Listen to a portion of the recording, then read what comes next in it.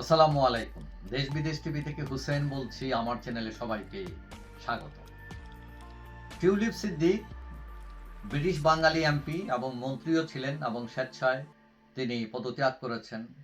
এবং তার আরেক পরিচয় হল প্রাক্তন প্রধানমন্ত্রী শেখ হাসিনার বোনের মেয়ে তিনি, শেখ রেহানার মেয়ে, লন্ডনেই থাকেন। এখন সম্প্রতি বাংলাদেশের যে দুদক অভিযোগ করেছে যে রূপপুর পারমাণবিক কেন্দ্র থেকে শেখ হাসিনা এবং তার পরিবারের লোকজন $3.9 বিলিয়ন লুটপাট করেছেন এবং সেখানে টিউলিপের নামও ঢুকিয়ে দেওয়া হয়। এবং এইটা জানতে পেরে ব্রিটিশ মিডিয়া একদম নড়েচড়ে বসে যে কোথায় টিউলিপের কি আছে, কোথায় দুর্নীতি করছে, কোথায় অনিয়ম করছে, কোথায় কোন প্রপার্টি আছে। তো এইটা ব্রিটিশ মিডিয়ার কাজই এরকম। আপনারা দেখবেন এরা ওই যে প্রিন্সেস ডায়না তাদের এই দৌড়ের উপর রাইখা তাকে মেরেও ফেলছে তারা অ্যাক্সিডেন্ট। মানে তারাও ক্যামেরায় ফিট করে বসে থাকে। এখন যেহেতু টিউলিপ সরকারের একটি অংশ, একজন মন্ত্রী, একজন এমপি, সুতরাং তার কিছু খুঁজে বের করতে পারলে তাদের পত্রিকার কাটতে পারে। হ্যাঁ, তারা একটা ক্রেডিট নিতে পারে যে আমরা বাইর করছি। এখন এর আগে টিউলিপের বিরুদ্ধে ফ্লাড দুর্নীতি তদন্ত হয়েছে এবং তদন্তে তিনি কোনো দোষী প্রমাণিত হননি। এখন সম্প্রতি স্কাই নিউজের সাথে একটা সাক্ষাৎকার দেন টিউলিপ। এখন টিউলিপ সেখানে কি বলেন?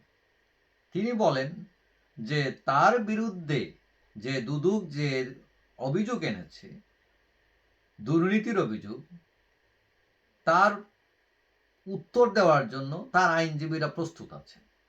এখন টিউলিপ পাল্টা অভিযোগ করে বললেন যে বাংলাদেশের সরকারটি একবারও তার সাথে যোগাযোগ করেননি কেউ, এবং তাদের কাছ থেকে কিছু শোনার অপেক্ষায় তিনি এখনো আছেন। এখন কথা হচ্ছে, একজন ফাঁসির আসামিকেও কিন্তু একটা সুযোগ দেওয়া হয়, জিজ্ঞেস করা হয় যে তুমি নিজেকে দোষী মনে করো কিনা, যদি না করো কেন করো না।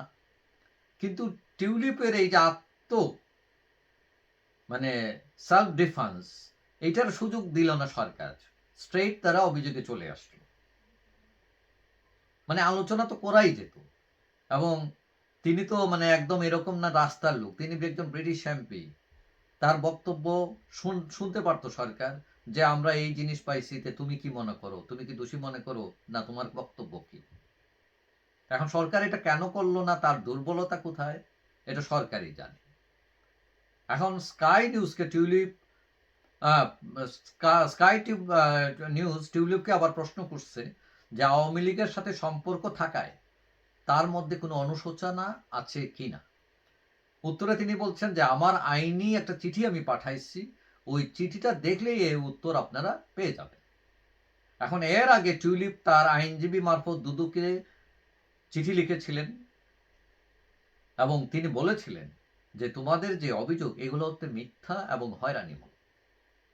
এখন কেউ কেউ মনে করেন যে হাসিনার আত্মীয় হওয়াটাই হচ্ছে তার জন্য অপরাধ এবং হাসিনার আত্মীয় হওয়ার কারণেই তার এই দুর্ভোগ। অবশ্য ব্রিটিশ প্রধানমন্ত্রী স্টারমার তিনি বলছেন যে তিনি এখনো টিউলিপের উপর আস্থাশীল এবং টিউলিপের জন্য তার দরজা সবসময় খোলা। এবং কেউ কেউ মনে করছেন যে টিউলিপ যদি দুর্নীতি প্রমাণিত না হয়, তাহলে তিনি পুনরায় হয়তো আবার মন্ত্রী হিসাবে ফিরবেন। আগে ছিলেন প্রতিমন্ত্রী, আগামীতে হয়তো পূর্ণ মন্ত্রী হিসাবে ফিরতে পারেন। যাই হোক, পুরোটা নির্ভর করে যে তার বিরুদ্ধে যে অভিযোগ এগুলোতে দোষী সাব্যস্ত হন নাকি হন না, এটার উপর। যাই হোক, সবাই ভালো থাকবেন। আশা করি দেখা হবে অন্য কোনো ভিডিওতে ইনশাআল্লাহ। আল্লাহ হাফেজ।